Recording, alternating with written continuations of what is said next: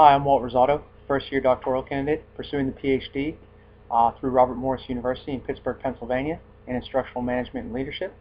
It's going to be through their School of Education and Social Sciences. I'd like to first say thank you, those of you who are following me on my blog. I'll have a link to it below just in case someone wants to check it out. Basically cataloging a regular guy's voyage to trying to earn a PhD. So a few remarks. I've been really busy, so I haven't been able to get on and type recently on the blog website, so I figured I'd just make a short video upload. Pretty much tell you guys what's been going on. I just finished up my third week, and I'm going into the fourth week of what will be an 8-week condensed summer semester. During that 8 weeks, I'll be taking 2 classes.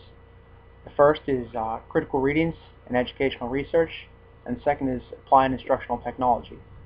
In Critical Readings, we've been doing just that. We've been reading a lot of stuff, and we've been writing a lot of stuff also. We've been breaking stuff down to a basic level, looking at the different parts of a research article, discussing the differences between quantitative and qualitative research, trying to do a little bit of both of those. I can say that the big kind of revelation for me in that class was the difference between reading and writing for pleasure versus reading and writing for research or for academics. For me, I've always loved to read and write. I have an extensive book collection, and I've actually written and self-published 3 books. One, Since More, was my diary basically of my time serving in Iraq with an infantry battalion.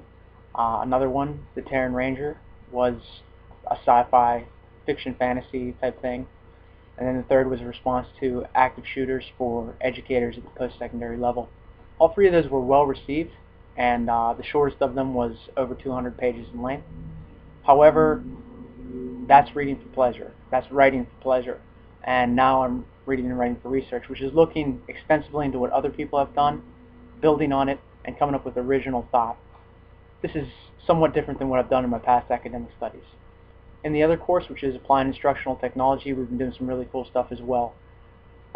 Most recently, we looked at concept mapping. We were using Inspiration 9 software, which is sort of a didactic concept mapping software that takes a very complex issue and gives you, the user, the ability to break it down to an interactive, what we call in the military, ELMO level, making it very simple to understand, very simple to relate, and even fun in some situations. We've also been looking at some basic Microsoft type software like Excel and Word. And it's really amazing to me because there's so many people out there, especially in the business world, that are using the Microsoft Office suite of programs. But when it comes down to it, there's just so much that they can do. I would say probably less than 5% of the total user population for these programs can do everything that they can do. So I've been working a lot on coming up with things like newsletters and grade books, and look forward to developing that further and developing this goes further going into the into the last half of this semester. I'm still young in the process. I don't have anything really figured out for my dissertation, thesis proposal, anything yet. I've been looking a lot at at-risk populations and MMOs. Anybody that's played EVE or World of Warcraft knows a lot about MMOs, probably. That's what it is.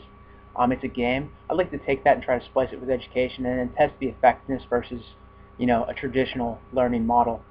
We live in an age of distance education, mixed model formats of educational delivery. So it makes sense to continue to evolve with the times, look at new things, and see what works and see what doesn't work.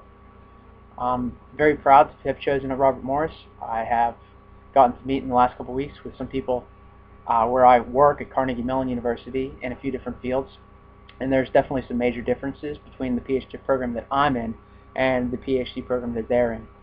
One of the big differences is funding.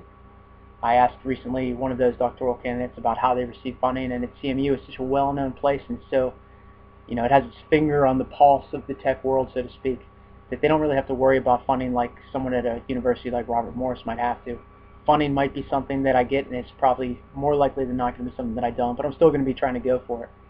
Also, I found that the doctoral candidates at Carnegie Mellon, they tend to have teams of people assigned to them, so we'll be looking at that further as we go down the road. So that's it for this week. Thank you.